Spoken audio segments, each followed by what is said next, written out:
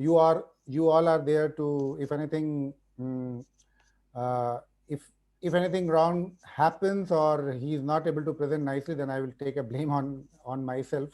So now over to you, Basant. So you continue with your presentation. Thank you, sir. Good evening, everyone. Today I am presenting on the topic mechanism of US ultrasound image generation and different modes of application in relevance to regional anesthesia. I am Dr. Basant Latwal, AORA Fellow, Care Hospital, Bhubaneswar, and the moderator today is for the presentation is Dr. Ritesh Roy from Care Hospital, Bhubaneswar. I'll be dealing the topic under these headings: history, application in anesthesiology, specifically in regional anesthesia, ultrasound, ultrasonography, basic physics, mechanism of ultrasonography, different modes, parts and various components of USG machine. Starting with the history of ultrasound, in 1880, Pierre and Jacques Curie, they discovered piezoelectric effect in crystals. In 1978, P. Lagrange published the first case series of ultrasound application for placement of needle for nerve blocks in brachial plexus. In 1989, P. Ting et al. Used ultrasonography to demonstrate the anatomy of axilla and to observe the spread of local anesthetics during axillary block. In 1994, Stephen Kapil and colleagues explored brachial plexus blockade using B mode of the ultrasound. Coming to the application of ultrasonography in anesthesiology, in regional anesthesia, in neuraxial and chronic pain procedures, vascular access, in airway assessment, in lung ultrasound, ultrasound neuromonitoring, gastric ultrasound, and transesophageal echocardiography. Coming to the use and advantages of ultrasonography in regional anesthesia. It is used for real-time image guidance, for direct observation of the nerves and surrounding structures. It acts as an eye to an anesthetist for all his prime procedures. It reduces prick to locate nerve. It can detect intravascular injections, can detect intraneural injection. It allows for patient variability, and we can observe, because it is a real-time observation, we can observe directly the local anesthetic spread around the nerve.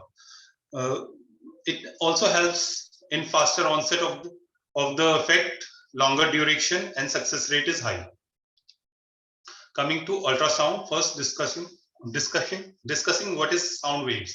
Sound wave is a pressure wave of mechanical energy which is transmitted through medium by the vibration of molecules. A sound wave consists of areas of compression, which are areas of high pressure, and relaxation, which are areas of low pressure of particles in a given medium. A sound wave can be a longitudinal wave or a transverse wave. Longitudinal wave refers to the oscillation of molecules in a linear direction, and transverse wave is the oscillation of molecule perpendicular to the direction of propagated wave. Sound wave can be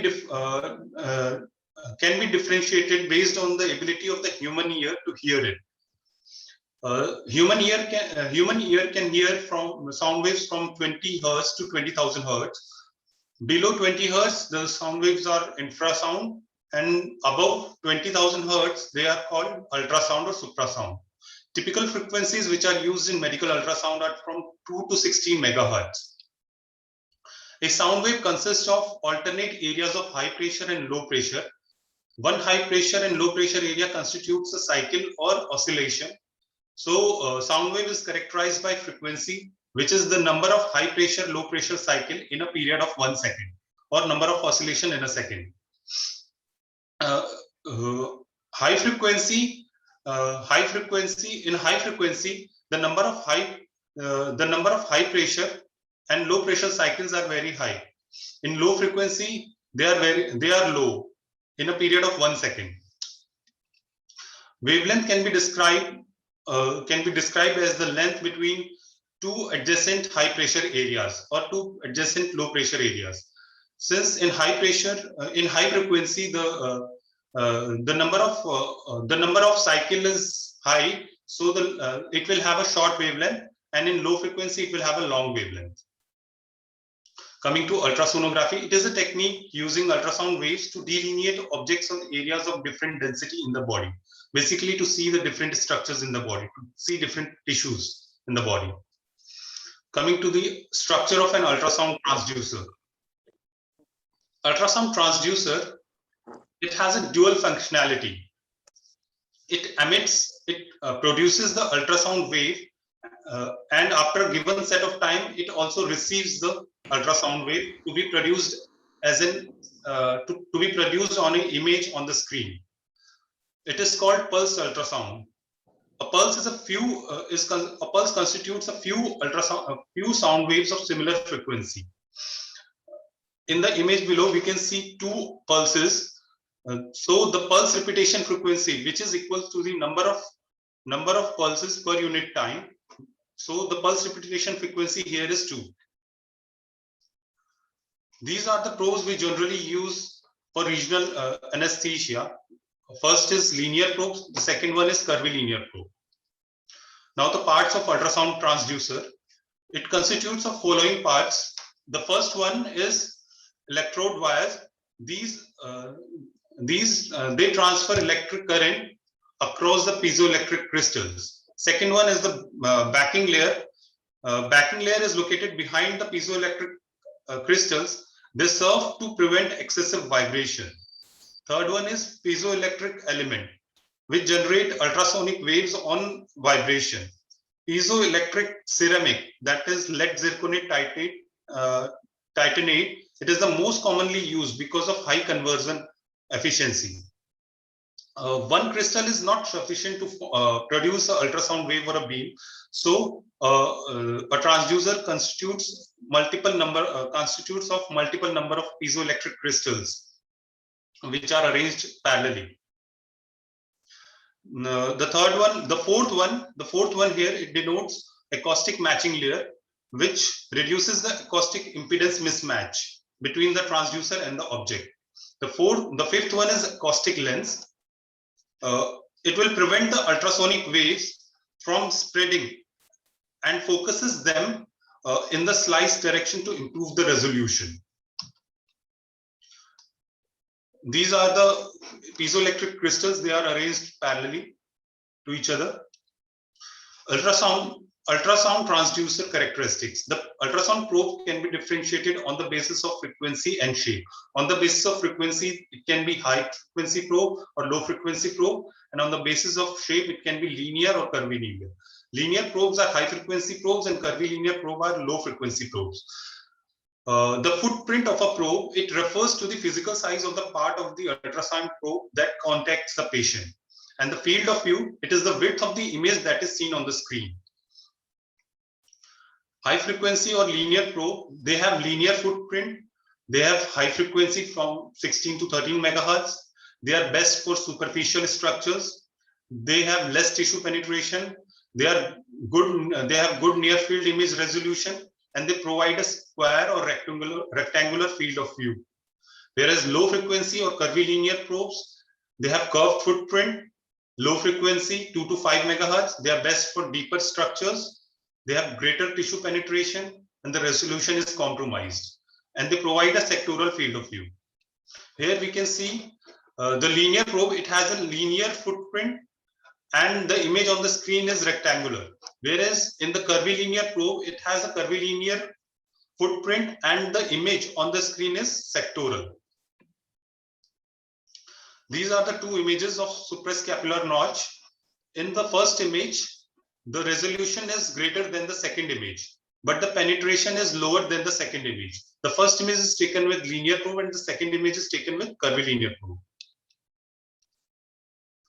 Coming to the transducer and image orientation, the ultrasound image must be correctly oriented in order to accurately identify the anatomical relationship of various structures on the display monitor. So for that, ultrasound probe has a marker which is represented by a groove or a ridge. It corresponds to a marker on the monitor which is presented by a dot or a logo. As such, there is no standard no standard accepted standards on how to orient a transducer. But usually while doing a longitudinal scan, the transducer, we keep the transducer flat, and while doing a transverse scan, we keep the transducer on the towards the right, so that while scanning an image longitudinally, the marker should be on the top, and while scanning the image transversely, the marker should be on the left. So the marker comes at the right upper top of the screen. Now coming to generation of ultrasound waves. Ultrasound waves are generated by a reverse piezoelectric effect. When a current is applied across the piezoelectric crystals, because of mechanical distortion and vibration, ultrasound wave is generated. This is based on the reverse piezoelectric effect, which was first proposed by Gabriel Lippmann in 1881. When the ultrasound waves, they hit a target and the echoes, they return back to the transducer. When the mechanical energy of the returned echoes, they hit the piezoelectric crystals, because of mechanical compression, the piezoelectric crystals, they convert the mechanical energy into the electrical energy, and that is called piezoelectric effect, which is demonstrated by Pierre Curie and Jacques Curie in 1880. As the ultrasound wave travels through the body, it undergoes following changes. First, it can undergo reflection, refraction, transmission, and attenuation. Reflection can be scattered and specular. Generation of image requires reflection of ultrasound wave back to the probe to be processed. This reflection occurs at the boundary or interface of different types of tissues. The amount of reflection of ultrasound waves is dependent on the difference in acoustic impedance in the interface between different tissues. So what is acoustic impedance? It is the resistance to the passage of ultrasound wave through the tissue. Greater the different tissues has different acoustic impedance, and the reflection, it depends upon the acoustic difference between the two tissues. So the greater the acoustic impedance, the more resistant that tissue is to the passage of this ultrasound waves. The greatest reflection, it comes from the interfaces of the tissues with the greatest difference in acoustic impedance. There is a large difference in the acoustic impedance of air and soft tissue. That's why we use a conducting jelly between a transducer and the skin, so that the acoustic difference can be reduced. Otherwise, it will give a very much hyperechoic image. Soft tissue, the acoustic difference between soft tissue and bone is also very high, so it gives a hyperechoic image. Acoustic impedance difference between soft tissues like blood, muscle, and fat is very small, and they result in hypoechoic images. Coming back to the reflection, we can see this.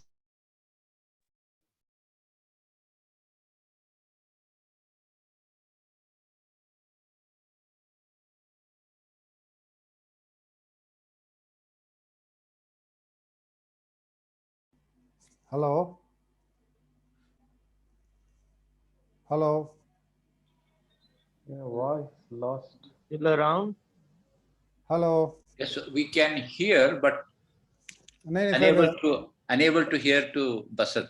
sir, sir, I think he's in hospital. Just a minute. Let me call him up. It's a recorded. No, sir, it's not recorded one.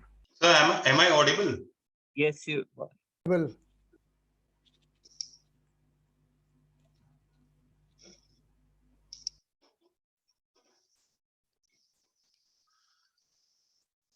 Coming to the transmission of the ultrasound wave continues through the tissue away from the probe.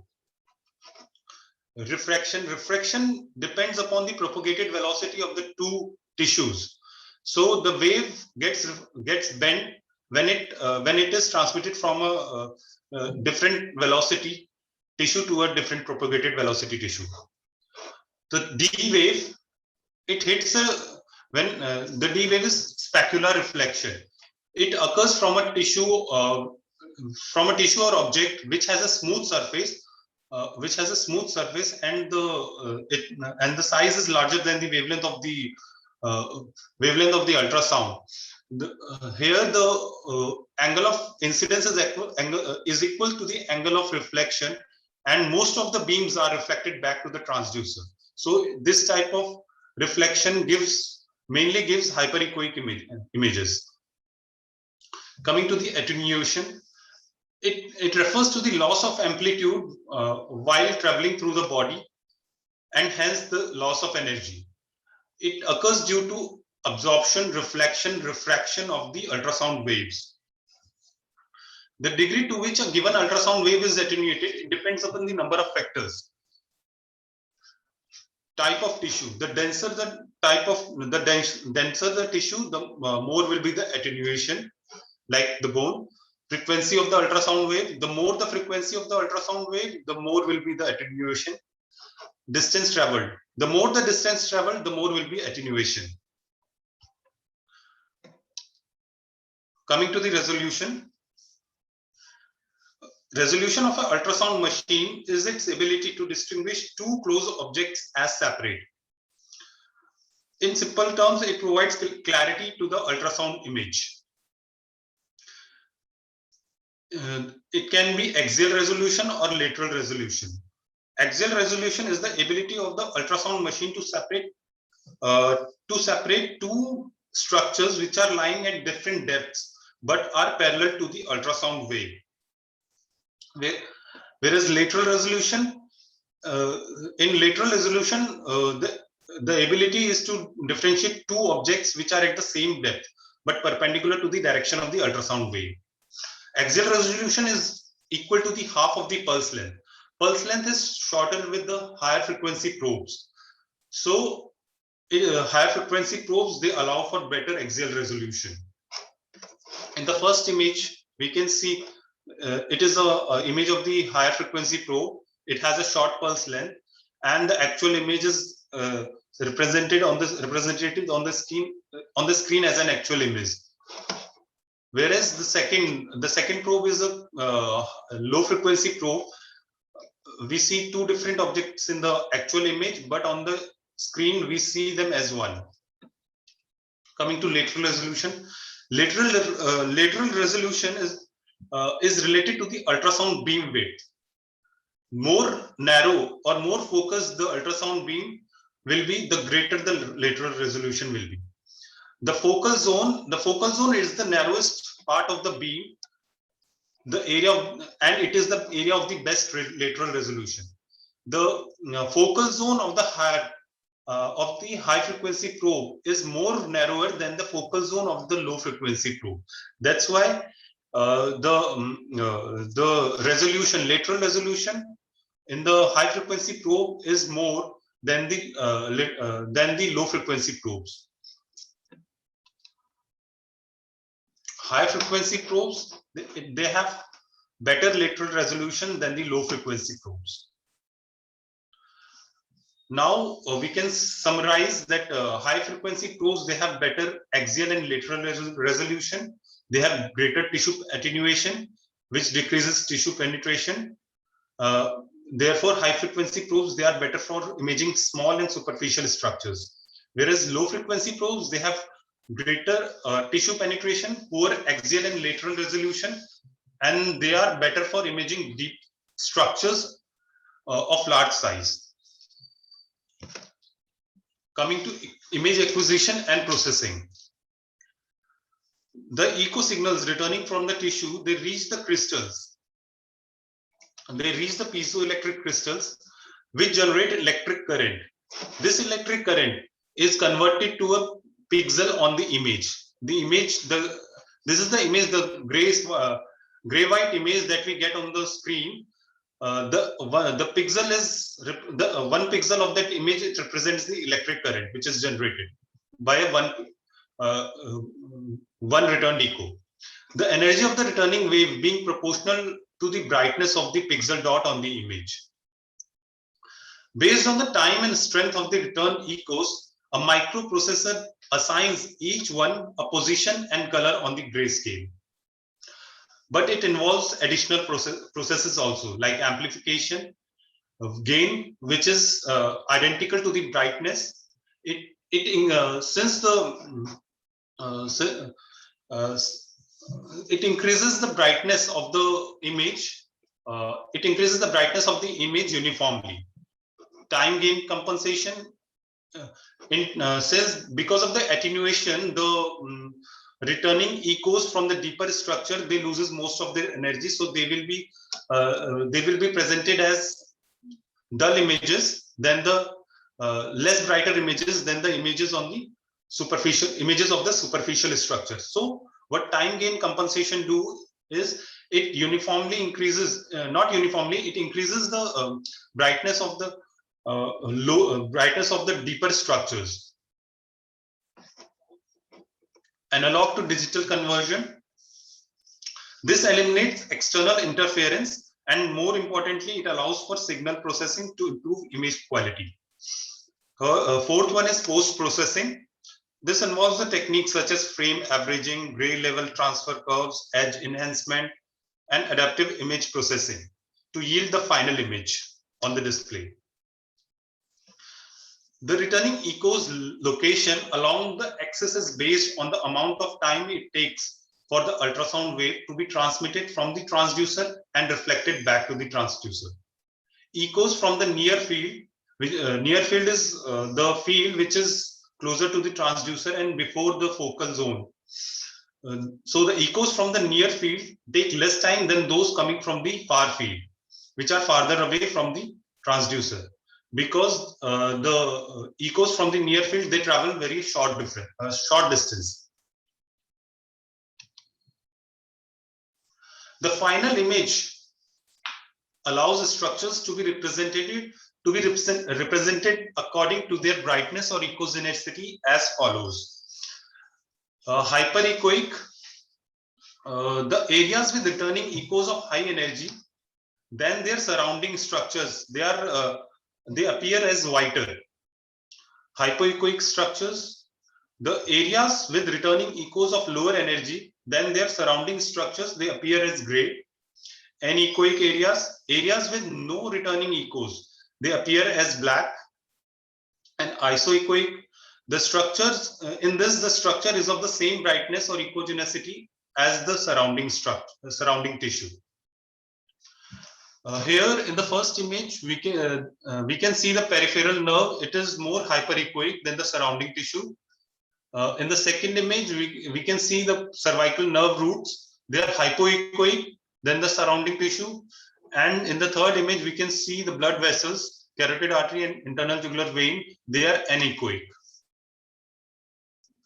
Coming to the identification of normal structures. First is nerve.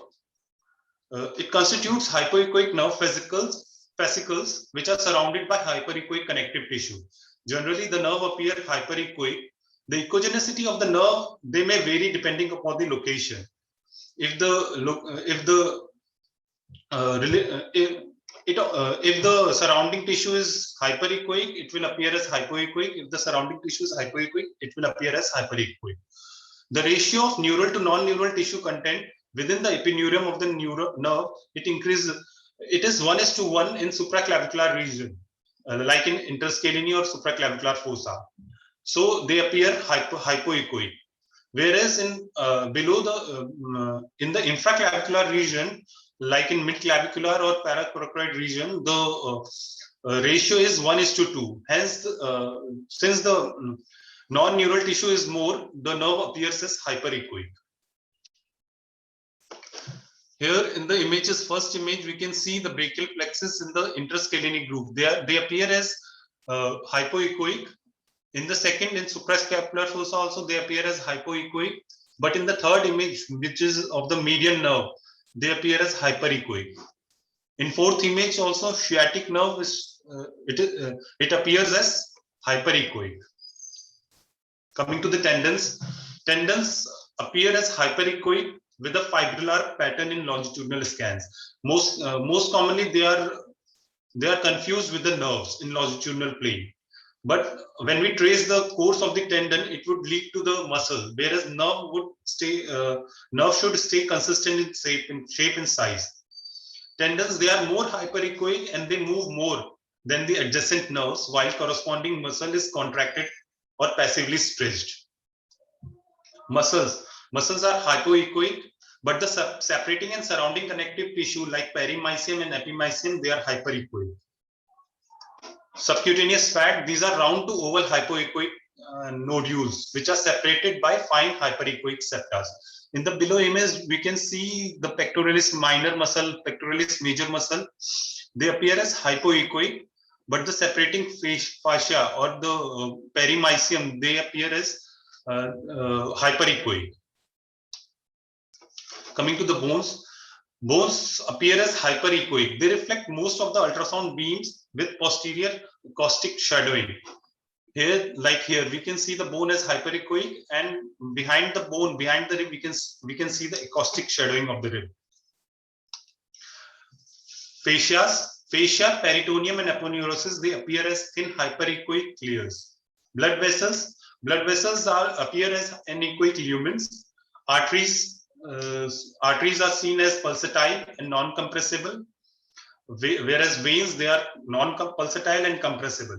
Further, they can be differentiated by color Doppler mode, not color Doppler, but pulse color Doppler modes.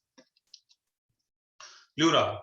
Pleura are hyperechoic lines which are slightly deeper to the hyperechoic ribs. Air bubbles, they have large difference. There is a large difference in the acoustic impedance between air and the soft tissue.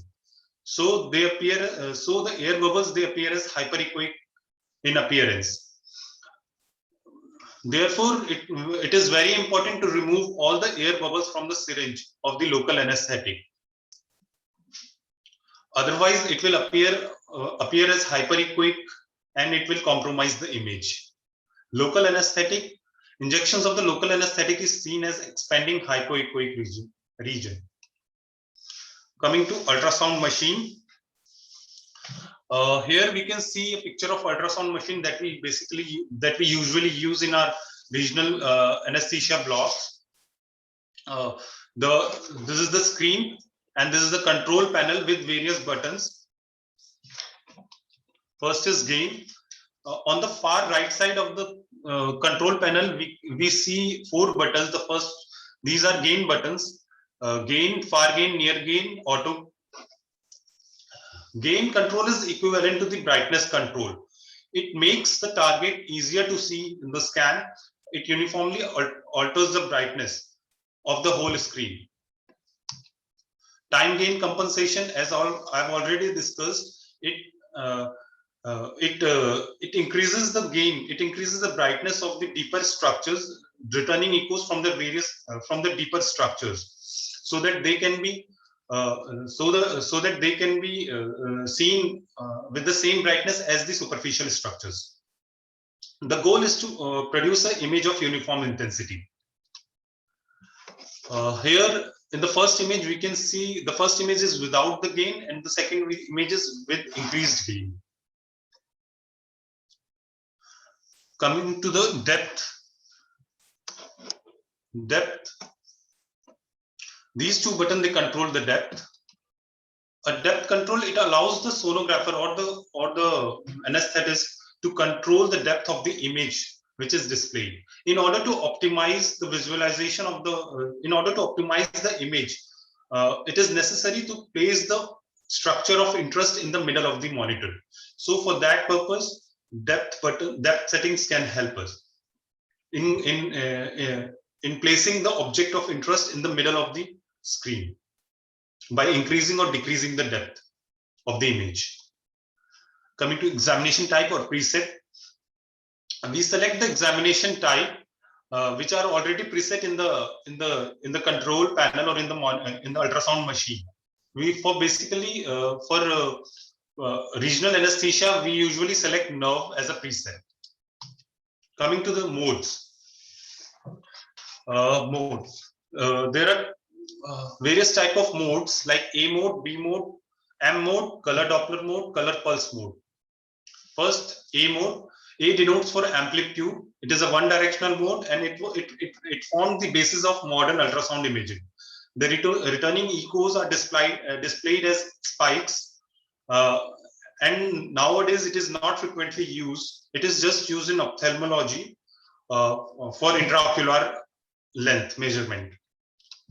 Coming to B mode, B stands for brightness. It is a two-dimensional mode.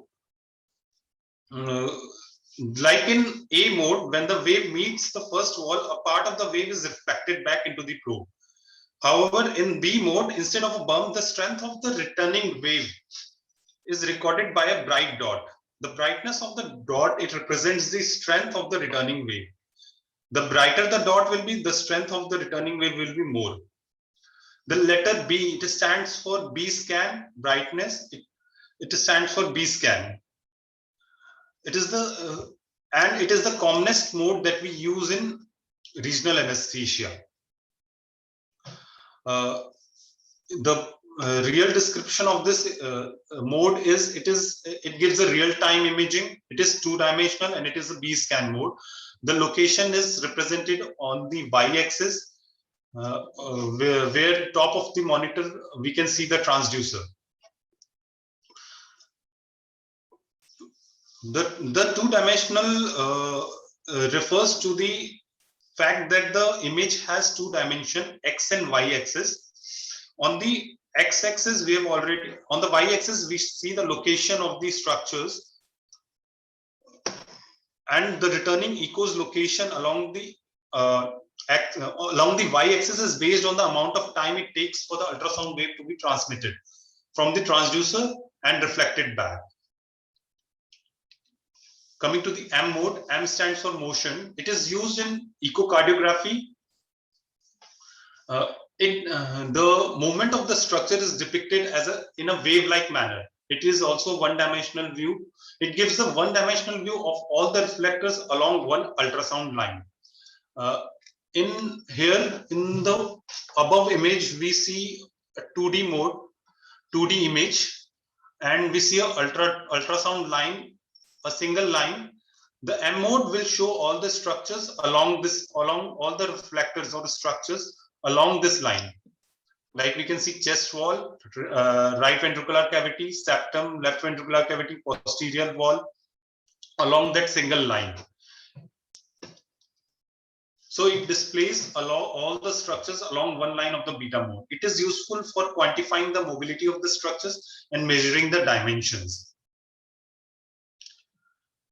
Coming to color flow Doppler, it follows the Doppler effect, which allows for the identification and quantification, that is velocity and direction of the blood flow.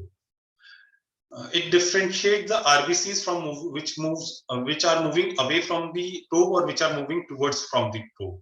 RBCs which are moving towards the probe are seen as in the red color, whereas RBCs which are moving away from the probe are seen as in blue color.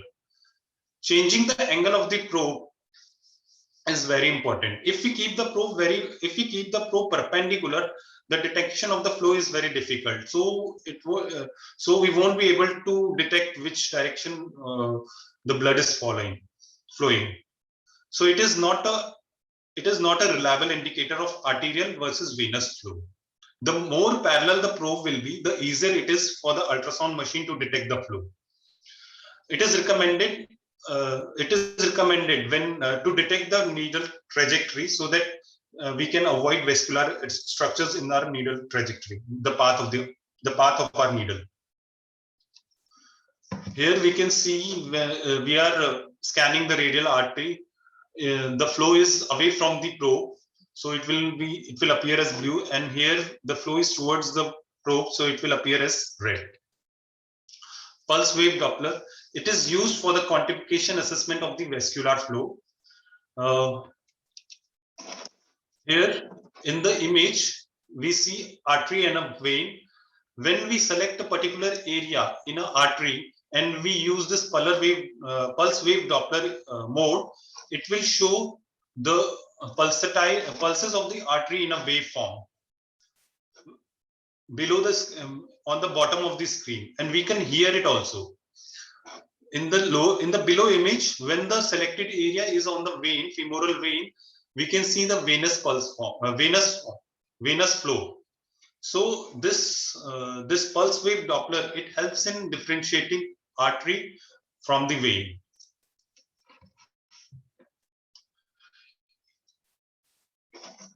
On the control panel on the far left, we can see different buttons for the modes, different modes: M mode, Doppler mode, color Doppler mode, and 2D mode for B mode. Here I would like to end my presentation. Thank you very much. Thank you, Basant.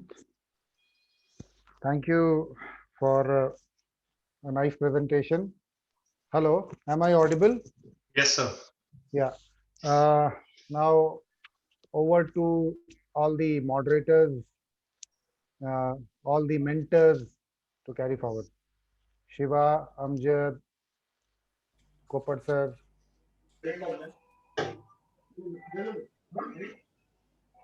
Very well done. Thank you for that presentation. You just wait for some questions. So how many weeks have you been into the fellowship, Basant? Sir, 8 weeks. 8 weeks. Have you had any experience with ultrasound before? No, sir, not before. How are you finding it? Sir, in the starting, it was a bit difficult to differentiate different tissues on the screen, but now it is becoming much easier. That's good. Doctor sir, any questions? Hello, Yes, sir. Shiva. Yeah. So Basant, okay, please go ahead. Good evening, sir. Good evening. I It's will be happy generally a if very the students topic. are asking questions. I will be. I don't know. Is there any other fellows are non-controversial there? topic. Sorry. Go ahead, Shiva.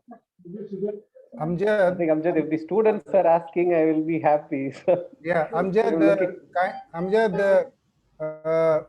I think someone background is going on. There's a disturbance in the. Yeah, that's better now. Yeah, I mean, now the noise is gone. yeah. Yeah, so this is a very, it's a very stable topic in ultrasound and regional anesthesia, I suppose. So the questions will be quite few because there's nothing controversial about the physics. What, Shiva? To Yeah, generate Basant, discussion? now, do you have any, when you read, do you have any doubts, some things you not able to understand, anything like that? Sir, Some regarding concept or topic, anything that, do you understood everything that whatever? yes, that- sir, I understood the topic. Yeah, yeah. So, sir, Yeah, Basant. yes, sir. I have a question for you. Right now you are doing your scans, you are doing your blocks. So when you see the ultrasound screen, there are two things which you must have marked. That is TI and MI. Can you explain what is TI and what is MI? Sir, TI and MI, yes, I've seen those. Sir, TI stands for thermal index and MI stands for mechanical index. Sir, they are the indices which help us to estimate the bio effects of the ultrasound beam. Thermal index, sir, it helps us to estimate the heat generation because of the ultrasound wave in the body. Whereas mechanical index, sir, it helps us to estimate the cavitation produced by the ultrasound waves. When the waves hit the smaller air bubbles into in the tissues, that is estimated by thermal mechanical index. So what is the acceptable range of TI? Sir, it should be below 1. Okay.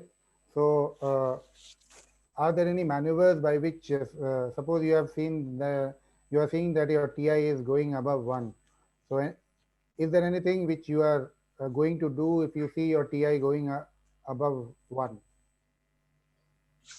Sir, we can prevent it by using the machine for less than 5 to 10 minutes. But the maneuver which we can do is we can freeze the image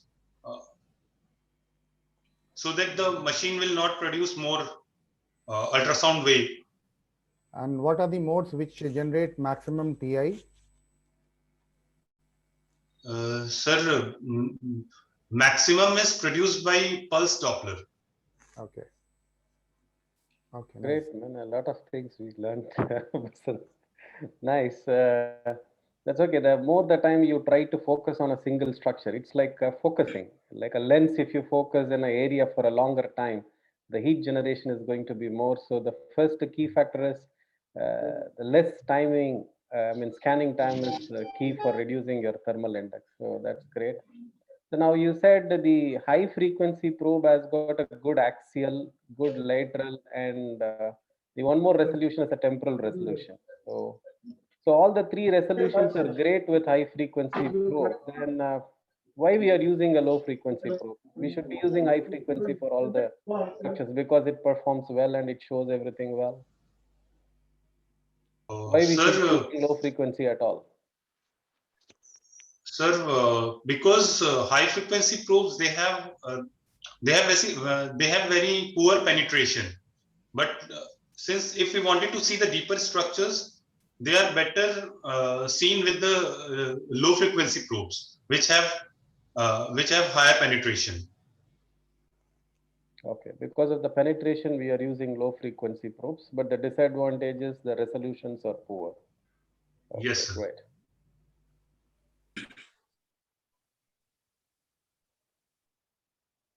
Basant, Yes, sir.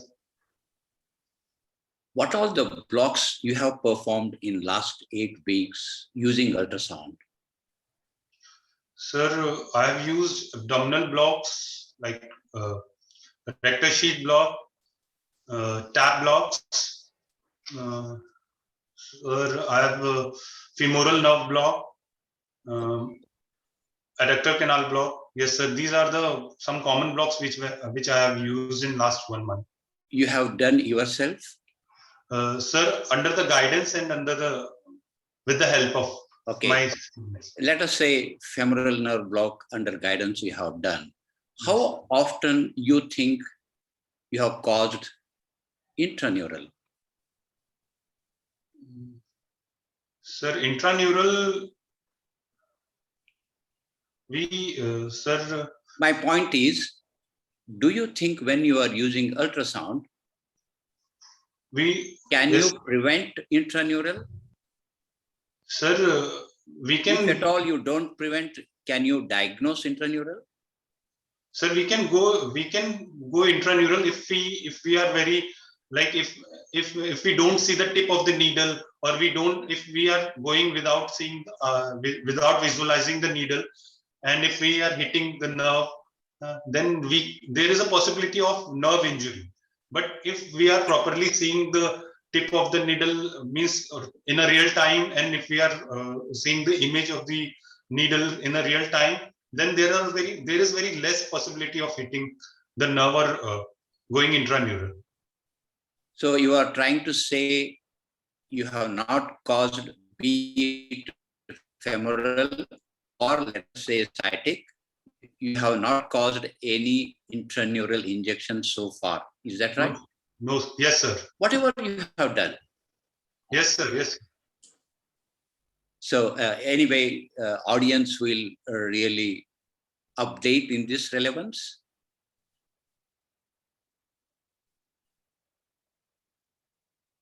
Intraneural injections are very common even in experts' hands.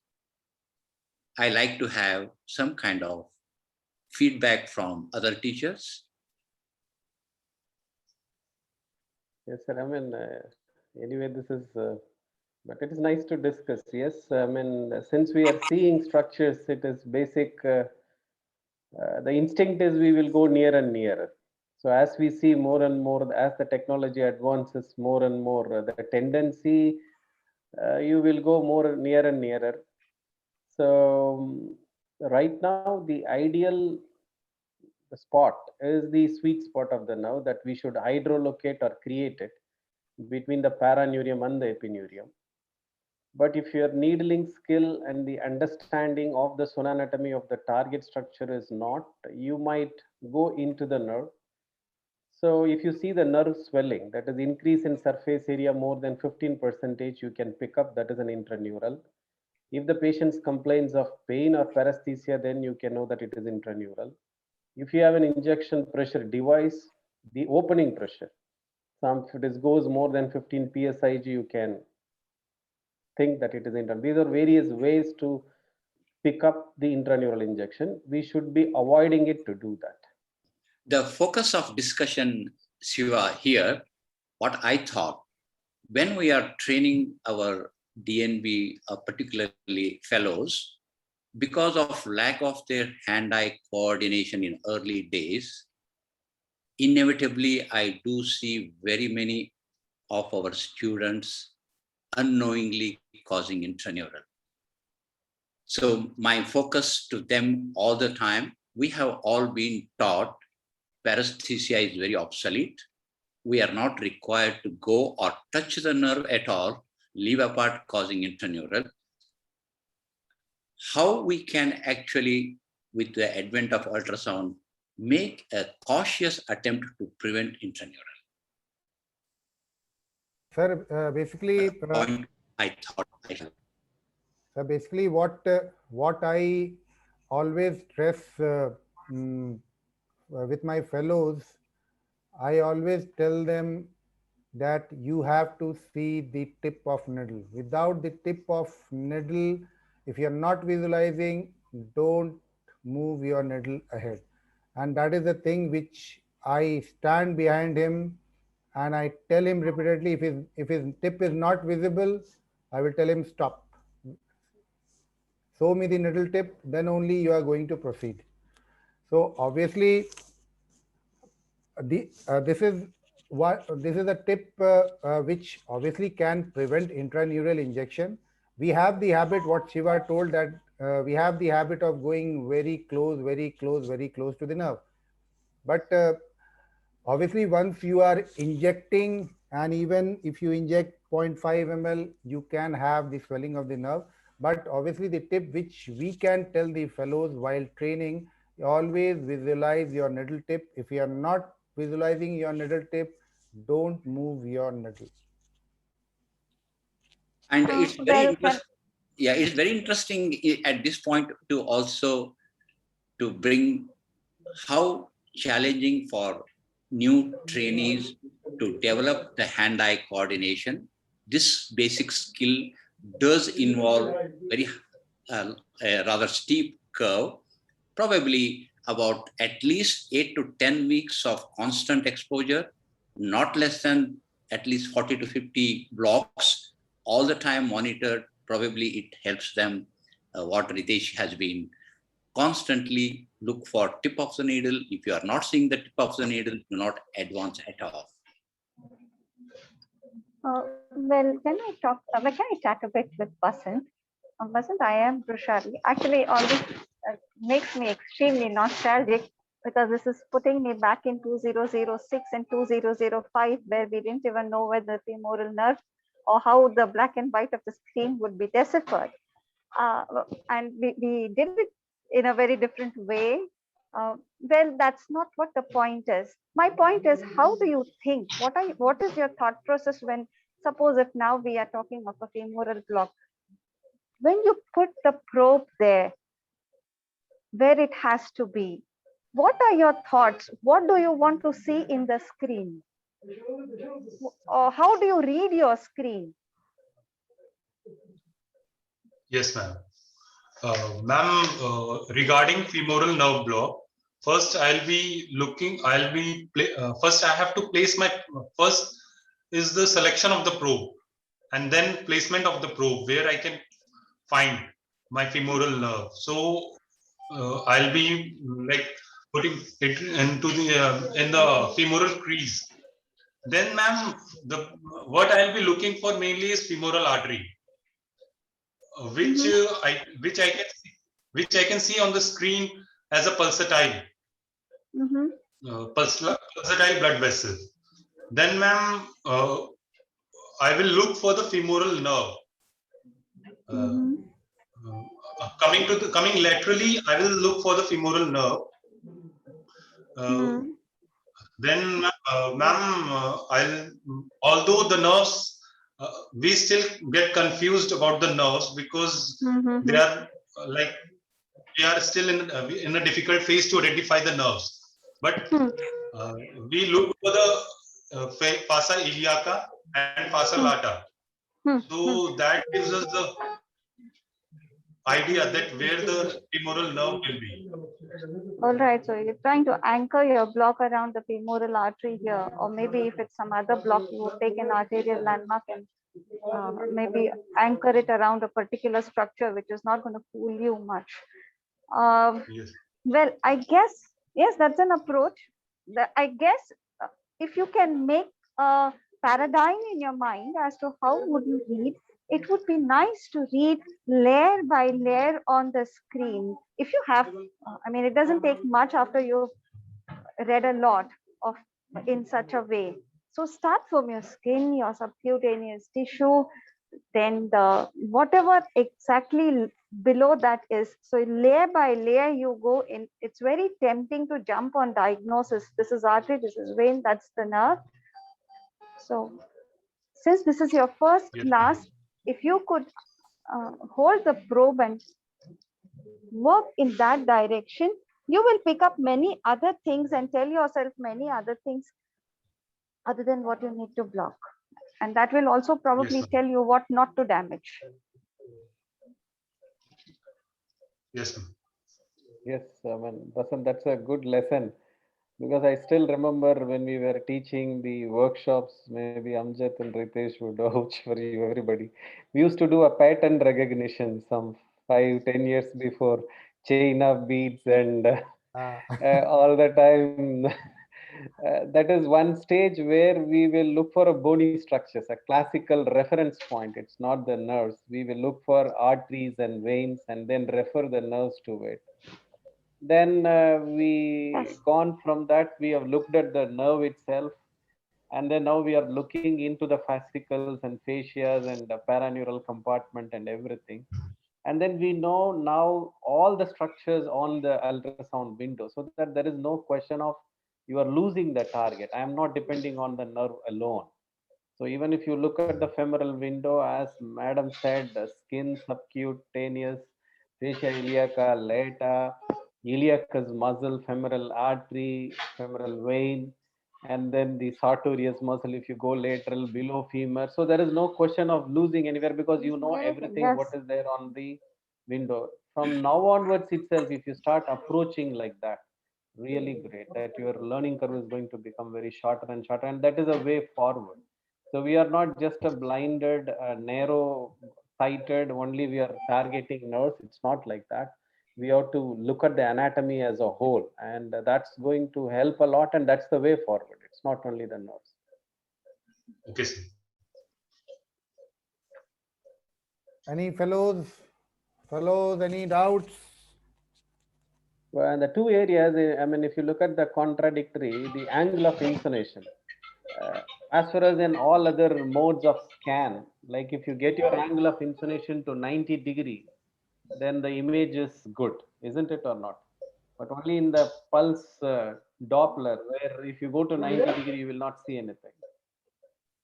You need an angle so that you will get the, in all the other areas where your angle of intonation, when it has become 90 degree only, you will get a proper image. All our aim in the part maneuver is to get your angle of intonation, that is your incident wave, to hit your target at 90 degree. Then only you will get the maximum wave reflected back, and that is what the image has been made. So all our effort in the part maneuver is to get your angle of insonation. That's a single job we are doing. Yes. Once we get the returned echo, then we do manipulate it. But that is only 10% job. You know, by this time, you are adjusting only the gain and then the depth. These are all the two things that you adjust. The remaining 90% is your part maneuver. In that part maneuver, what you are trying to do, you are trying to achieve your angle of insonation to 90 degrees. But in a color Doppler, say pulse wave Doppler, if you hit the artery at 90 degrees, you will not get anything. But you have to hit it at an angle so that whether the artery is towards you or away from you, then only you can pick up the signal. So this is one contradiction or the physics. Sir. Yes, Any yes. fellows? Yeah, any fellows? You Now, have how many any people are there? question? Fellows are there. I just Yeah, if they can introduce themselves. Basant from yeah. Hyderabad. Kindly, Where? yeah, Anybody else? You rest can of the see fellows, them? kindly introduce. This is the first class. Many of us, we don't know. So kindly switch on your cameras, kindly introduce yourself. After that, if you don't have any questions, we will wind up the session. Before that, kindly introduce yourself. And this is also the attendance. Please, Introduction plus turn on your cameras. Amit And is not there. By this time, Amit would have had his. Yeah. Kindly, all the fellows, introduce yourself one by one. Switch on your cameras. Yeah, Suvina, you are from where? should I do name calling? Yeah, I think we have to do that. Yes, Okay, Suvina. let's start. Sir, I'm from Apollo Hospital, Jayanagar, Bangalore. I'm being guided by Dr. Murli Tondabhavi, sir. Where is he, Suvina? Where is Murli? COVID ICU. Must be busy, sir. He is inside the COVID ICU. Not yet, sir. Okay. Okay. Okay, Suvina. okay. Suvina from Next. Bangalore. Next. Rupali? So good evening, sir. My name is Apurva. I'm from Jain Hospital. And Jain. Okay, Hi, from Apurva. Sudhakar, sir. Okay, nice. Okay. Purva. Okay, Shivani. Hello. Yeah, Good we evening, can hear sir. you, Shivani. Sir, Yeah. I'm Shivani Dalal from Sterling Hospital, Rajkot. I'm guided by Dr. Hetal Badera, sir. Where is Ethel? You will be extremely busy now. Maybe Yeah. COVID. I mean, one more face we have seen. Yeah, Hello, Rupali. sir. Yeah. Hello, sir. I am from DMC Ludhiana.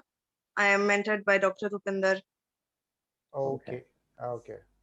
So now Rupali, Shivani, and Everybody else. Sabina, 3, Basant 4. Next. Yeah, Ankit. Ankit. Hello, sir. I'm Dr. Ankit. I'm from Ruby Health Clinic, Pune. I'm mentored by Dr. Amit Dixit. Okay. Okay, nice. Okay, 1, 2, 3, 4, 5, 6 people are there, isn't it, Ritesh? There are No, people no. escaping. Yeah, there are many. They're Yeah. escaping. We're escaping. There are many, yeah. That is, if they're not able to switch on their camera, at least they can say Yeah. their name and Yeah. where they are. No one more? Irfan? Mohammed. Yeah, Mohammed Irfan. Yeah. No one? They don't want to introduce themselves. Mohammed, you can unmute yourself. Good evening, sir. Yeah. Yeah, good evening. Sir, I'm listening to your lectures for last 6 months, but since I'm not a EORA fellow, so we are basically MUHS fellows of regional anesthesia under That's Dr. fine. Amit Dixit, sir. Oh, great. Nice. Okay, sure. Nice. Nice. Yes, sir. Nice. Thank you, sir. Great. Hello. Irfan, you can speak. Yes, this is Dr. Muhammad Irfan. Yeah, I'm doing my fellowship in Columbia Asia Referral Hospital. My mentor is Dr. Ram Kumar. Bangalore, Where is Columbia Ram Asia Kumar? Referral Hospital.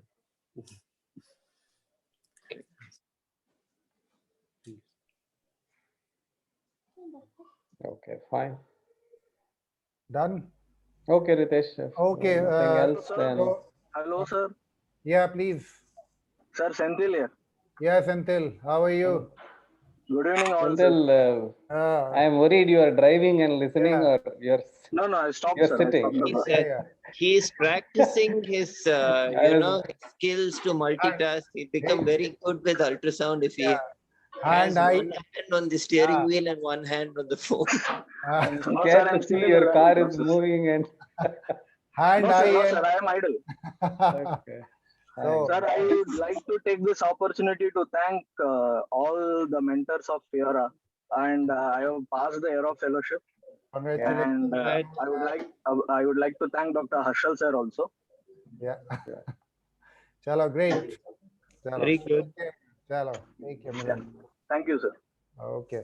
So, Shiva, next class is on 27th, and it is from your center. Yes, Shweta is Shweta is there. can ask her to introduce herself. Shweta is I'm Shweta from MGMC RS. Okay, so be ready for the next class. Next Yes, sir. presentation is yours on 27th of May. Okay? Yes, sir. Yes. You know the topic? Yes, sir. Okay. Image optimization. Yeah, image optimization and needling. Needling. And artifact. Okay. Chalo. All right. Thank Okay. you. Thank you, Thank you. ma'am. I take your permission. Thank you. Thank Stay you. safe. Bye. President ma'am, salute. bye, Sudhakar Salute to you too. Bye, everyone. Okay. Thank you, Amjad. Thank you, sir. Bye, Thank Shiva. you. Bye. Bye. Bye. Take Well care. done, Vasant. Be safe. Thanks. Yeah. Bye-bye. Bye. Bye.